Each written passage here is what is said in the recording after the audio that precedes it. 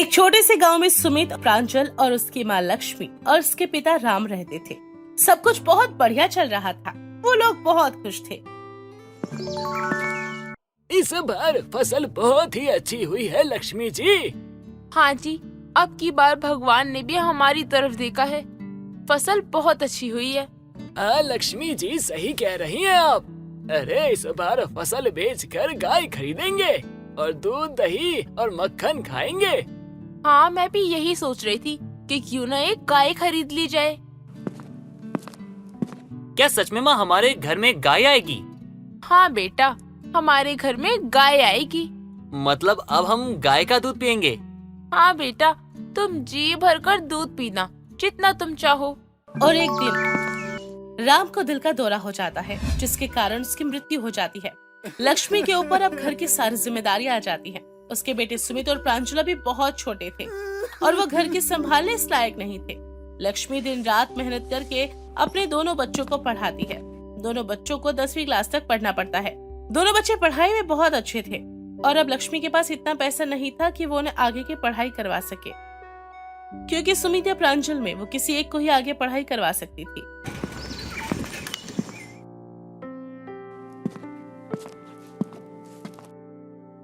क्या हुआ लक्ष्मी बहन? कोई चिंता है क्या तुम्हें? अगर कुछ बात हुई है तो मुझे बताओ, मैं तुम्हारी बहन जैसी तो हूँ। क्या बताऊँ बहन, चिंता के मारे तो मेरा सर फटा ही जा रहा है। पता नहीं अब क्या ही होगा। क्यों, ऐसा क्या हुआ बहन? अगर कोई चिंता है तो मुझे बताओ, हम दोनों मिलकर हल निकालेंगे। मेरे दोनों बच्चे अब 10 भी कर चुके हैं, पर अब मेरे पास इतने पैसे नहीं हैं कि मैं अपने बच्चों को पढ़ा सकूं। मैं इनमें से किसी एक को ही आगे पढ़ा सकती हूं और मेरे दोनों बच्चे पढ़ाई में अच्छे हैं। मुझे तो समझ ही नहीं आ रहा कि मैं क्या करूं। अगर उनमें से किसी एक को पढ़ाया तो दूसरे के साथ तो अन्याय होगा ना। अरे पगली, बस इतनी सी बात, इसकी चिंता तू मत कर। तू रुक जा, मैं कुछ सोचती हूँ। मैं कोई ना कोई हल निकालूंगी, तू रुक जा। हाँ बहन, इसका कोई हल निकालो, नहीं तो मैं तो टेंशन के मारे मर ही जाऊंगी। पूजा अपनी बहन लक्ष्मी को बोलती है। अच्छा ये बताओ, तुम्हारे दोनों बेटों में से कौन सा बेटा पढ़ने में अच्छा है? वैसे तो मेरे दोनों बेटे पढ़ाई में अच्छे हैं, पर प्रांजल का मन पढ़ाई में ज्यादा ही लगता है और वो पढ़ाई में सुमित से थोड़ा बेहतर भी है। तो लो, हमें जवाब मिल गया। तुम्हारा छोटा बेटा पढ़ने में अच्छा है तो उसे पढ़ने के लिए भेजो और अपने बड़े बेटे को अपने पास रखो। गांव में कोई नौकरी वोकरी करेगा और खेती बाड़ी भी साथ साथ संभाल लेगा और वो यहाँ रहेगा तो तुम्हारा ध्यान भी रख लेगा। हाँ बहन, ये बात तो तुम ठीक कह रही हो। किसी एक बच्चे को तो मैं अपने पास ही रखूंगी। अगर दोनों चले गए तो मेरा इस गांव में रहेगा ही क्या। इस घर में मेरा दिल नहीं लगता, पर ये सुमित, इसके साथ तो अन्याय होगा ना। अरे ऐसा कुछ नहीं है, सुमित बहुत समझदार है, वो समझेगा सब कुछ। और अपने बड़े भाई की जिम्मेदारी भी तो निभानी है उसे। अपने छोटे भाई के लिए कुछ सोचेगा। तू उसकी चिंता मत कर, वो अच्छा लड़का है, वो समझ जाएगा। ठीक है, तुम अगर बोल ही रही हो तो प्रांजल को आगे की पढ़ाई के लिए शहर भेज देती हूँ और सुमित को मैं अपने पास रख लेती हूँ। लक्ष्मी सुमित और प्रांजल को रात को खाना खाते वक्त अपने मन की बात बताती है। देखो सुमित बेटा, अब तुम दोनों बड़े हो चुके हो। तुम दोनों ने 10वीं क्लास पास कर ली है। अब मेरे पास इतने पैसे नहीं है कि मैं तुम दोनों को आगे पढ़ा सकूं। इसलिए तुम दोनों को ही सोचना होगा कि तुम दोनों में से आगे कौन पढ़ना चाहता है। लक्ष्मी कुछ बोल पाती इससे पहले ही सुमित बोलता है। अरे माँ, इसमें टेंशन लेने की क्या बात है? मैं हूं ना। आप लोगों के लिए मेरा छोटा भाई प्रांजल आगे पढ़ेगा और मैं आप लोगों के लिए मेहनत करूंगा। मैंने अपने गांव में रामू हलवाई जो है ना, उसके पास नौकरी के लिए बात की है और उसने हाँ भी कर दी है। पर भैया, आप ऐसा क्यों कर रहे हैं? आप भी तो पढ़ाई में बहुत अच्छे हैं और आपको आगे पढ़ना था, फिर आप ऐसा क्यों कर रहे हैं? नहीं भाई, मैं तेरा बड़ा भाई हूँ, मेरी कुछ जिम्मेदारियां हैं। मैं तेरे लिए और अपनी माँ के लिए यहाँ पर घर देखूंगा और तुझे पढ़ा लिखा कर बड़ा आदमी बनाना है। मैं चाहता हूँ कि तू पढ़ लिख कर हमारा नाम ऊंचा करे, हमारे परिवार का नाम हो। ठीक है भैया, आप ना चिंता मत कीजिएगा। मैं शहर जाके ना बहुत अच्छे से पढ़ूंगा और आपका नाम ना ऊंचा करूंगा। लक्ष्मी अपने दोनों बेटों की बात सुनकर इमोशनल हो जाती है। उसकी आंखों में आंसू आ जाते हैं। कुछ दिनों बाद लक्ष्मी अपने छोटे बेटे प्रांजल को दिल्ली शहर में आगे पढ़ने के लिए भेज देती है और सुमित गांव में ही रामू हलवाई के पास नौकरी करने लग जाता है। सुमित गांव में रहकर माँ की खेती बाड़ी में मदद करता, साथ ही नौकरी भी करता, जिसके कारण वो अपने भाई की फीस दे पाता और घर में दाना पानी भी ले आता। सब कुछ ठीक चलता है। ऐसे ही 3 साल बीत जाते हैं। प्रांजल की पढ़ाई पूरी हो जाती है और वो गांव वापस आता है अपने भाई और अपनी माँ से मिलने।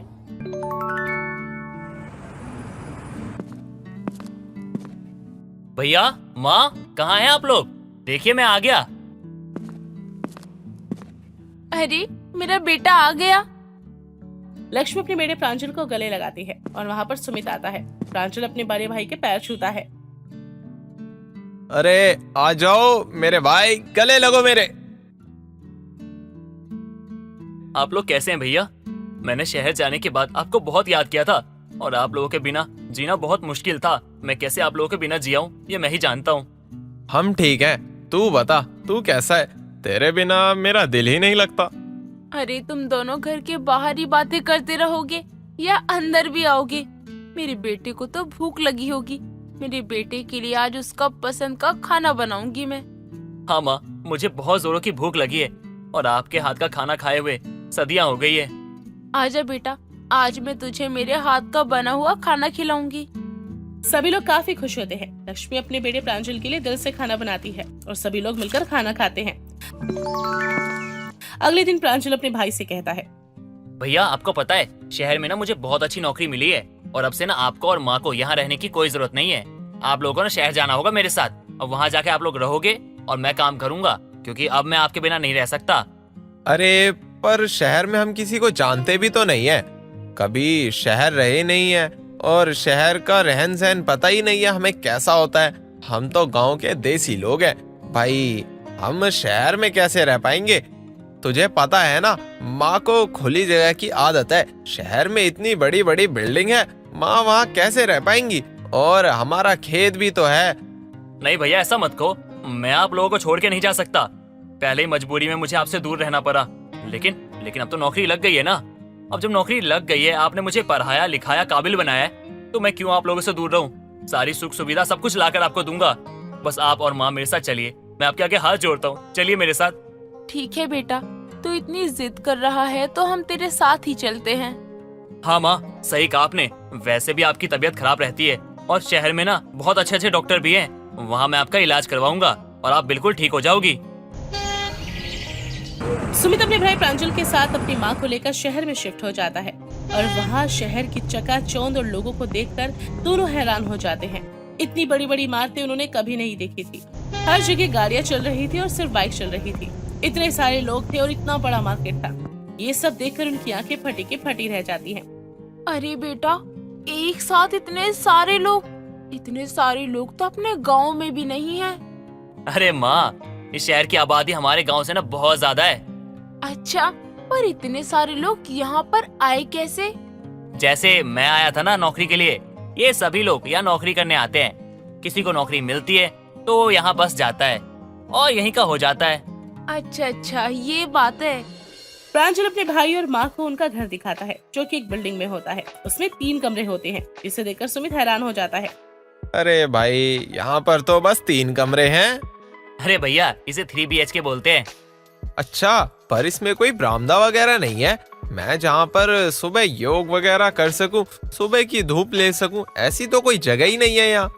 भैया शहर है ये, और शहर में ना ऐसा ही होता है। यहाँ पर जगह के नाम पे ना बस एक छोटी सी बालकनी दे देते हैं और कहते हैं आराम से बैठो, धूप सेको, चाय पियो। लेकिन उस बालकनी में भी 2 लोग से ज्यादा खड़े नहीं हो सकते। और धूप सेकना तो दूर की बात है, यहाँ कब सुबह होती है कब शाम होती है किसी को पता ही नहीं चलता। तो धूप कहाँ से सेकोगे? अच्छा चलो ठीक है। ऐसे ही कुछ दिन बीत जाते हैं और सब कुछ ठीक ठाक चल रहा था। प्रांजल अपने घर आता है और अपनी माँ को बोलता है, माँ आपको पता है कल मेरे बॉस आ रहे हैं और वो आप लोगों से मिलने के लिए बहुत ही एक्साइटेड है। क्या बेटा, ये क्या होता है? अरे माँ, मतलब बेताब है हमसे मिलने को। अच्छा। हाँ माँ, वो भी गाँव से आए थे, वो भी मेरी तरह। अच्छा, फिर तो बढ़िया ही है। वो भी बिल्कुल हमारी ही तरह होंगे। हाँ भाई, वो भी हमारी तरह ही होंगे। काफी दिन हो गए वैसे भी हमें अपने जैसों से मिले हुए। यहाँ तो सब इंग्लिश बोलते रहते हैं, बस पकड़ा पकड़ा पकड़ा पकड़ा, हमें तो कुछ समझ ही नहीं आता। प्रांजलि सोचकर हैरान हो जाता है कि उसका भाई जो भी बिल्कुल देसी था, वो अपने बॉस को अपने भाई से मिलवाएगा तो उसके बॉस क्या सोचेंगे। भैया ये सब तो ठीक है, लेकिन माँ तो बीमार है, तो खाना कौन बनाएगा? अरे तुम टेंशन मत लो, अपने गांव में हलवाई के पास नौकरी की है। मुझे एक से एक बढ़कर खाने की चीज बनाने आती है, ताकि जो खाए बस उंगलियां ही चाटते रह जाए। भैया मेरे जो बॉस है ना, वो 5 स्टार होटल के ना मैनेजर है और मैं वहाँ का एम्प्लॉय। अरे वो ये सब कैसे खाएंगे? अरे मैं भी तेरा बड़ा भाई हूँ छोटे, तू चिंतित ना हो। देख लियो तू, एकदम उच्च प्रकार के पकवान बनाऊंगा, जिससे कि तेरा बॉस उंगलियां चाटते रह जाएं। ठीक है भैया, आपको जो करना है आप करो, लेकिन हाँ मेरी नाक कटवा मत देना। सुमित ये सुनकर थोड़ा हैरान हो जाता है, उसका भाई ये कैसी बातें कर रहा है। अगले दिन उसके बॉस घर पर आते हैं और दरवाजा खटखटाते हैं। अरे बेटा, लगता है तुम्हारे बॉस घर पे आ चुके हैं। हाँ माँ, मुझे भी यही लगता है। मैं जाकर दरवाजा खोल देता हूँ। अरे भैया कहाँ जा रहे हैं आप? दरवाजा क्यों खोलना है आपको? कपड़े देखे आपने अपने? कैसे कपड़े पहन रखे आपने? अरे अगर आप दरवाजा खोलोगे ना तो बॉस के सामने ना इंसल्ट हो जाएगी। वो भी क्या सोचेंगे कि देहाती वाले कपड़े पहन रखे हैं आपने। आप एक काम कीजिए, आप ना रसोई में चले जाइए, मेरे बॉस के सामने मत आना। सुमित अपने भाई प्रांजल की बात सुनकर काफी हैरान होता है। उसे दिल से काफी बुरा लगता है। अपने भाई के लिए उसने जो जो किया वो सब कुछ भूल चुका था और शहर वाला बन गया था, और वो गांव वाला। अपने भाई को वो गांव वाला अब देसी लगता है और वो किचन में चला जाता है।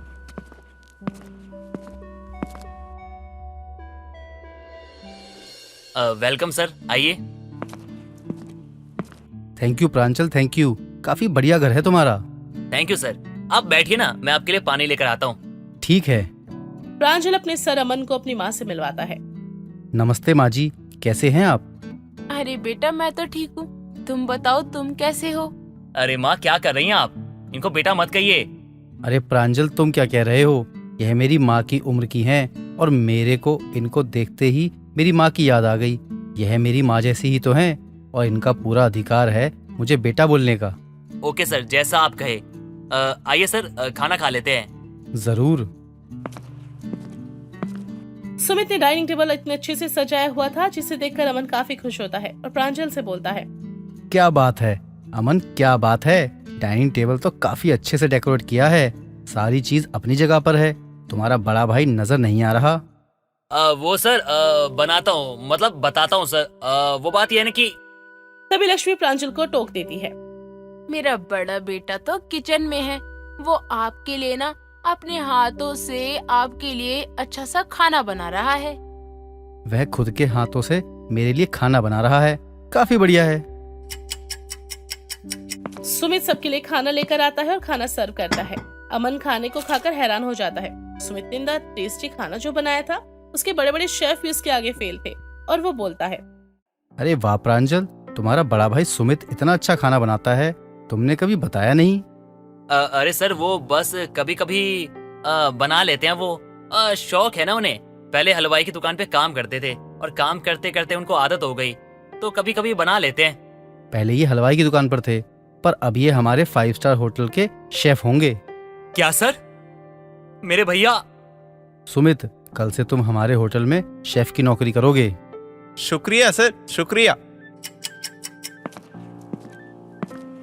सुमित और उसके घर वाले बात सुनकर खुश हो जाते हैं। प्रांजल और सुमित एक दूसरे को खुशी से गले लगाते हैं। लक्ष्मी की आंखों में आंसू आ जाते हैं। आखिरकार इतने दिनों में सब कुछ बढ़िया जो हो गया था, और अब वो खुशी खुशी जीने लगते हैं। निशा को अतरंगी कपड़े पहनने का बहुत शौक था और इसी से निशा की सास उमा काफी परेशान हो जाती थी।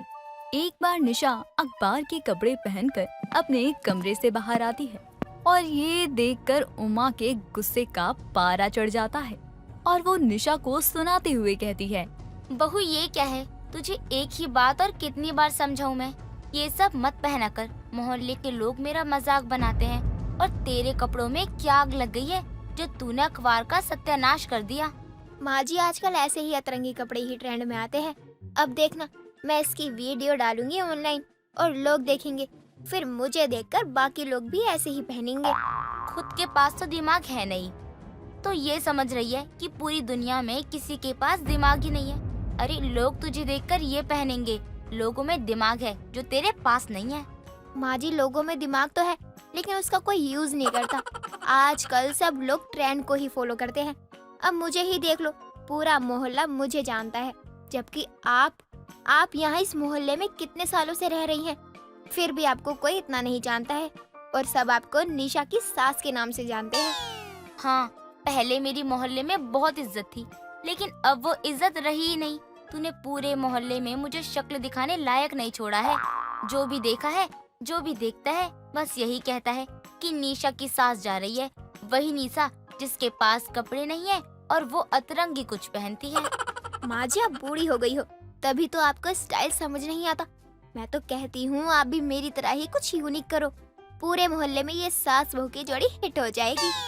माफ कर तू मुझे। अरे चप्पल नहीं खाने मुझे इस उम्र में लोगों से।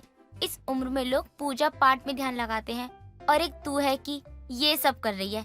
देख, मैं तुझे कह रही हूँ, अभी समय है, सुधर जा। माँ जी, मैं तो बिगड़ी हुई नहीं हूँ, आपको किसी ने गलत बताया है। अरे मुझसे ज्यादा सुधरा हुआ तो कोई भी नहीं है, आपका बेटा भी नहीं। फिर भी पता नहीं क्यों आप मुझे ही सुधरने को कहती रहती हो। हाँ, मेरे बेटे को कुछ पता नहीं है, वो यहाँ रहता ही नहीं है, कमाने के लिए गया हुआ है ना। इसी बात का फायदा उठाकर उसकी नाक कटवा रही है तू। मत कर बहू ऐसे, अच्छा नहीं लगता है। वही तो पूछ रही हूँ मैं माँ जी, क्या अच्छा नहीं लगता है? ये वाली ड्रेस देखो कितनी अच्छी और यूनिक है। पूरे मोहल्ले में कभी किसी ने ऐसी ड्रेस पहने हुए देखा है क्या आपने? किसी के दिमाग में भी नहीं आया होगा ये आइडिया जो मैंने कर दिया। आपको तो खुश होना चाहिए, ऐसी बहू मिली है आपको। मेरे तो भाग ही फूट गए, ऐसी बहू जो मिली है। देख बहू, मैं तुझे प्यार से समझा रही हूँ, तुझे कपड़ों की कोई कमी तो है नहीं, और मैं ऐसी भी सास नहीं हूँ जो अपनी बहू को दबा कर रखूं और बस साड़ी पहनने को ही कहूँ आधे गज के घूंघट के साथ। मैं तो कहती हूँ तुझे जो पहनना है पहन, लेकिन कपड़े पहन। अखबार, चप्पल, कलछल मत पहना कर। अपने नहीं तो हमारे बारे में ही सोच लिया कर थोड़ा। माँ जी, बात तो आपको समझनी चाहिए ना। अरे मैं एक लड़की हूँ और मुझे अलग अलग तरह की चीजें ट्राई करना बहुत अच्छा लगता है, लेकिन समझ नहीं आता कि आपको क्या परेशानी है। तुझे तो समझाना ही बेकार है, तुझे करनी वही है जो तुझे ठीक लगेगा। मैं भी क्या भैंस के आगे बीन बजा रही हूँ। जो पहनना है पहन और मेरा खून मत जला। उमा अपनी बहू को समझाती तो बहुत है, लेकिन निशा हर बार अपनी सास की बात को मानने से मना कर देती है और वही करती है जो उसे अच्छा लगे। ऐसे ही कई बार निशा अतरंगी कपड़े पहनती और उमा को बेइज्जती महसूस करनी पड़ती थी। दिन निकल रहे थे, लेकिन निशा की इस आदत में सुधार बिल्कुल भी नहीं आ रहा था। कुछ दिनों बाद उमा की पड़ोसन रेखा और सरिता उसके घर आते हैं, तो वो तीनों बात करने लगते हैं। वैसे उमा, तेरी बहू को तो मानना पड़ेगा, उसके कपड़े तो अब मोहल्ले के बाहर भी फेमस हैं। तेरी बहू ने तो हमारे मोहल्ले को ऊंचा ही कर दिया है, अब हर कोई हमारे मोहल्ले को ही जानता है। लेकिन मुझे तो बहुत बकवास लगती है उमा की बहू। अरे किसी चीज की हद होती है, कुछ भी लपेट के बाहर चली जाती है। जरा भी शर्म नाम की चीज नहीं है तेरी बहू के अंदर। मैं तो समझा कर थक चुकी हूँ, लेकिन ये है कि कुछ समझती ही नहीं है, बस अपनी ही करती है। मुझे तो कोई बुराई नहीं लगती है जो तेरी बहू करती है, इनफैक्ट अच्छा ही है। हर किसी को कुछ ना कुछ बदलते रहना चाहिए। कम से कम उमा की बहू कुछ तो कर रही है ना। वैसे मैंने एक बार फोन में देखा था, एक लड़की को प्याज का लहंगा पहना हुआ था, तो मैंने मन ही मन सोचा कि कहीं ये उमा की बहू ये वीडियो ना देख ले। उमा की बहू को कोई वीडियो देखने की जरूरत नहीं है, वो खुद ही कुछ अच्छा सा बना देगी। मैं नहीं मानती। अरे प्याज का लहंगा हर किसी के बस की बात थोड़ी है। मैं जानती हूँ कि उमा की बहू अलग अलग कुछ पहनती है, लेकिन प्याज का लहंगा थोड़ी पहन पाएगी वो। क्यों नहीं पहन पाएगी? उसके लिए प्याज का लहंगा कोई बड़ी बात है क्या? रेखा और सरिता दोनों एक दूसरे से बहस करने लग जाती हैं। उन दोनों की आवाज सुनकर निशा भी वहाँ आ जाती है और दोनों से कहती है, क्या हुआ, आप दोनों इतना झगड़ा क्यों कर रहे हो? अंदर तक आप दोनों की आवाजें आ रही हैं। निशा बहू, तू प्याज का लहंगा बना सकती है ना? ये इसके बस की बात नहीं है। मैं मान ही नहीं सकती कि ये प्याज का लहंगा बनाकर पहन ले। तू बहू को बोलने दे, खुद ही बोले जा रही है। बहू तू बता। वैसे आइडिया तो अच्छा दिया है। मैंने कभी कोई खाने की चीज के कपड़े नहीं बनाए। चलो अब इसी बात पर मैं अब प्याज का लहंगा बनाकर और पहनकर दिखाऊंगी। तुम दोनों यहाँ मेरी बहू को बताने आए थे कि कौन कौन सा लहंगा मेरी बहू पहन सकती है। बहू तू इन सब की बातों पर ध्यान मत दे और कोई जरूरत नहीं है प्याज व्याज का लहंगा पहनने की। माँ जी अब तो इज्जत पे बात आ गई है। अब तो मैं प्याज का लहंगा बनाऊंगी और पहनूंगी भी। बस आप सब देखते रहना। निशा प्याज का लहंगा बनाने में लग जाती है। 2 दिन बाद निशा का प्याज का लहंगा बनकर तैयार हो जाता है और वो पहनकर मोहल्ले में घूमती है। प्याज का लहंगा देखकर सब लोग हैरान हो जाते हैं और रेखा कहती है, देख सरिता, मैं ना कहती थी कि उमा की बहू कुछ भी बना सकती है, किसी भी चीज का बना सकती है। देख कितना अच्छा बनाया है प्याज का लहंगा। वाह बहू, आज तो मान गए तुझे। कुछ लोग निशा का मजाक बनाते हैं तो कुछ लोग निशा की तारीफ भी करते हैं। काफी देर तक निशा प्याज का ही लहंगा पहने रहती है और उसे धीरे धीरे अपने शरीर में खुजली होने लगती है और वो खुजली करते हुए अपने कमरे में जाती है तो खुद से कहती है, ये अचानक से मुझे इतनी खुजली क्यों हो रही है? पहले तो कभी नहीं हुई, फिर ये अचानक से क्यों हो रही है? हे भगवान, ये खुजली तो रुकने का नाम ही नहीं ले रही है। जितनी खुजली कर रही हूँ उतनी ही बढ़ती जा रही है। निशा खुजली कर कर के बहुत परेशान हो गई थी। काफी देर हो जाती है लेकिन अब तक निशा की खुजली नहीं रुकी थी तो वो अपनी सास के पास जाती है और अपनी सास से कहती है, माँ जी देखिए ना, पता नहीं मुझे क्यों इतनी ज्यादा खुजली हो रही है। बिल्कुल रुक ही नहीं रही है। मैं तो तंग आ गई हूँ। माँ जी कुछ करो ना, इस खुजली से छुटकारा दिलाओ ना मुझे। बहू अब तो ये तेरी खुजली और भी बढ़ती जाएगी। शरीर कपड़े पहनने के लिए होता है, लेकिन तू कपड़े छोड़कर सब कुछ पहनेगी तो यही होगा ना। और आज तो तूने प्याज का लहंगा पहना है, अब आगे पता नहीं क्या क्या होगा। माँ जी कुछ तो बता दो जिससे एक खुजली रुक जाए। उसके बाद मैं कभी भी ऐसा कुछ नहीं पहनूंगी। निशा की बात सुनने के बाद उमा उसे साबुन से नहाने को कहती है और सरसों तेल भी देती है। कुछ देर बाद उमा सरिता और रेखा के पास जाती है। तुम दोनों के आइडिया से तो मेरी बहू सुधर गई। प्याज का लहंगा पहनना और उसके बाद मेरी बात भी मान ली, क्योंकि हमने प्याज में खुजली पाउडर जो मिला दिया था। अब तू चिंता मत कर। जब कभी भी तेरी बहू ऐसा कुछ अतरंगी सोचेगी तो उसको प्याज के लहंगे और खुजली की याद आ जाएगी। उमा की बहू आखिरकार सुधर गई थी, जिसके बाद अब उमा को भी कोई परेशानी नहीं होती। सरला सुबह सुबह उठकर पूजा पाठ करने के बाद चाय के इंतजार में बैठ जाती है। बहू, अरे ओ बहू, कहाँ है तू? मुझे आज चाय मिलेगी भी या नहीं? कब से चाय का इंतजार कर रही हूँ, लेकिन तुझे इतना शर्म नहीं कि तू चाय ले आए मेरे लिए। माँ जी बस मैं चाय ही ला रही थी आपके लिए।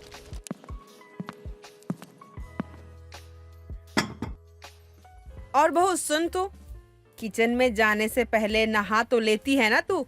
देख, मुझे पूजा पाठ, साफ सुथरे घर और साफ सुथरे लोग ही पसंद आते हैं।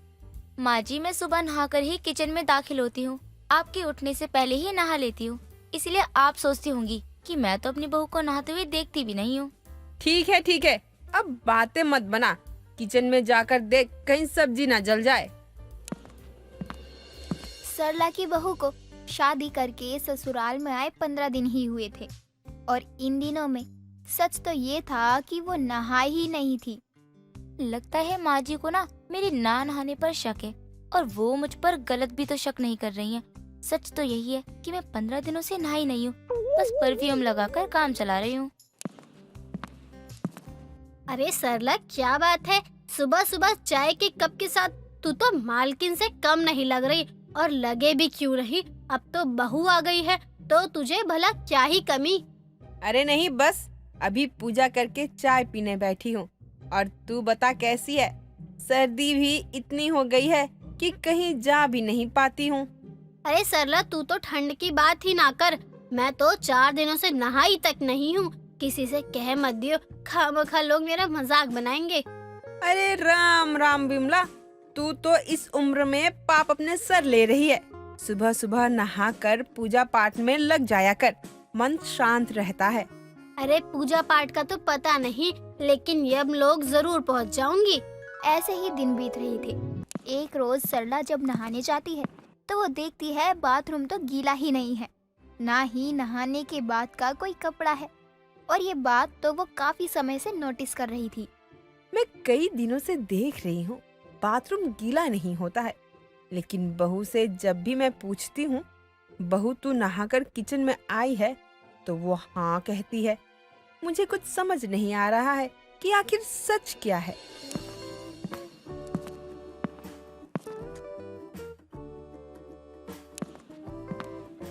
माँ जी, आपकी गर्मा गर्म अदरक वाली चाय आ गई। हाँ हाँ बहू, इसे यहीं रख दे। और मुझे तुझसे ये पूछना था कि आज भी तू नहाई है या नहीं? अरे माँ जी, आप कैसी बातें कर रही हो? मैं तो रोज ही नहाती हूँ, लेकिन आप भी मुझसे रोज एक ही सवाल क्यों करती हो? अच्छा बहू, चल मुझे तू बाथरूम में अपने कपड़े दिखा, अगर तू नहाई है तो। माँ जी, वो तो मैंने धो दिए और वो सूख भी गए, तो मैंने उन्हें रख ही दिया। अरे बहू, क्या बात कर रही है? तू सुबह 5 बजे उठकर नहाई है और कपड़े धोए और वो भी सूख गए, और तूने उसे प्रेस करके भी रख दिया, वो भी 1.5 घंटे में। माँ जी, आप मुझ पर नहाने को लेकर शक कर रही हैं। अब कल से जब मैं नहाने जाऊंगी ना, तो आपको उठा दिया करूंगी। आप भी बाथरूम के बाहर खड़े हो जाना। अगर तू नहाती तो इतना ये खुशबू लगाए नहीं घूम रही होती। बहू, मैं तुझसे प्यार से पूछ रही हूँ, सच बता, तू कितने दिनों से नहीं नहाई है? माँ जी, आपको पता ही चल गया है तो और भी अच्छा है। मैं क्यों इस ना नहाने के बहाने को छुपाती रहूं?